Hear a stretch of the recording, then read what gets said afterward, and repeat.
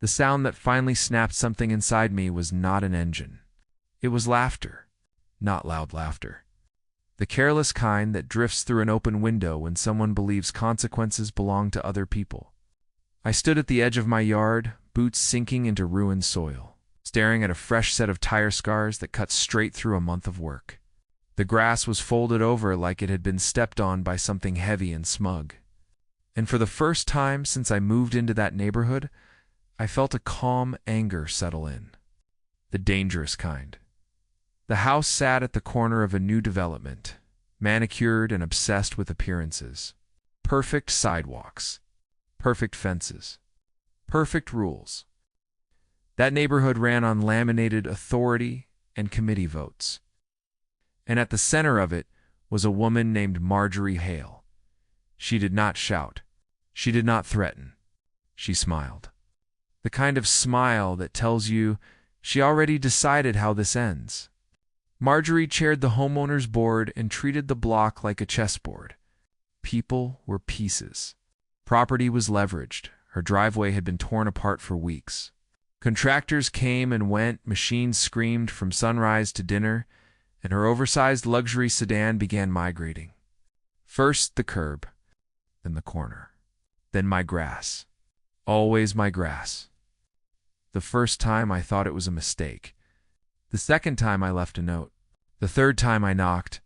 Each response came colder than the last. A shrug. A wave. A look that said she did not need to explain herself to me. By the fourth incident, neighbors stopped making eye contact. By the fifth, the lawn sprinkler lines were crushed. By the sixth, the soil turned to sludge. I called towing companies until my phone battery burned down. Every conversation ended the same way. Hesitation. Silence. Then an apology that sounded rehearsed. Nobody wanted to touch a board chair's vehicle. Paperwork fear travels faster than engines. The anger evolved into something else. Focus. I stopped trying to win the argument and started studying the situation. Not the car, the environment, the rules, the leverage. I read bylaws at night. Municipal codes, property statutes. I learned what counted as damage and what counted as improvement. I learned where intention mattered and where it did not. Most of all, I learned how flexible the word maintenance could be when used correctly. An idea took shape while I stood in a hardware store aisle that smelled like dust and chemicals.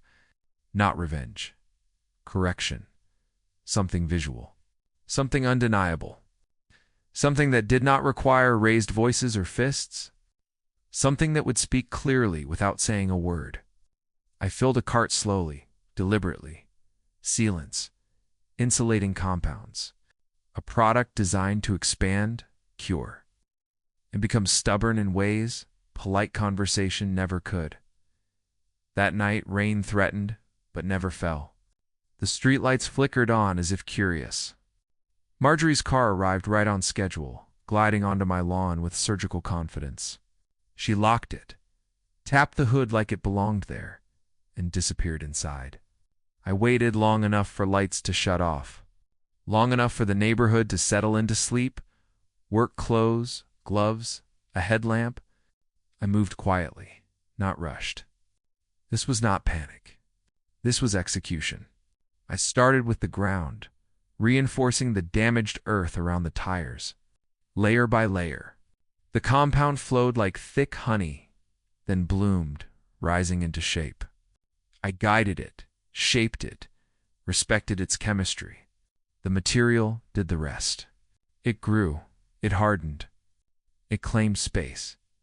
I did not coat the car. I framed it, built around it, encased the tires in solid form, anchored the undercarriage to the earth she treated like a suggestion. By the time I stepped back, the vehicle looked less parked and more installed, an object fixed in place, immovable without effort. Without expense, without embarrassment, I cleaned my tools. I washed my hands. I slept better than I had in weeks. Morning arrived with chaos.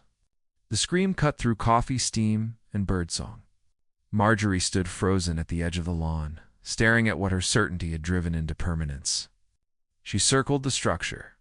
She tugged. She pushed. She cursed. Neighbors peeked through blinds. Phones came out. Whispers started. Authorities arrived. Then inspectors. They spoke quietly. Measured things. Took notes. Marjorie talked loudly, pointed, demanded. I handed over documents, photos, records, repair estimates, code citations, improvement permits. Everything aligned. The installation was declared a temporary landscape reinforcement. The vehicle, unfortunately, has been placed within it. The turning point came when a city engineer explained removal options. None were cheap. None were quick. Each involved specialized equipment and liability waivers thick enough to choke a printer. The structure would have to be dismantled carefully to avoid damage. Damage that would be the owner's responsibility. Marjorie stopped smiling. Days passed. Then weeks. The car became a monument. People slowed to look. Some laughed. Some shook their heads. Board meetings were canceled. Contractors arrived with saws and patience. The removal cost more than the driveway renovation ever had. Fines followed. Citations. Quiet resignations. When the last piece was cleared, my lawn was repaired professionally. New soil. New grass. Better than before. Marjorie's car never returned. She sold it. Removed herself from the center she once occupied. The neighborhood changed. Lines became visible again. Not painted, respected. I learned something valuable in that stretch of time. Power is loud until it meets structure. Confidence is fragile when pressed by preparation. And sometimes, the cleanest resolution is not an argument at all. It is simply building something solid and letting reality do the rest.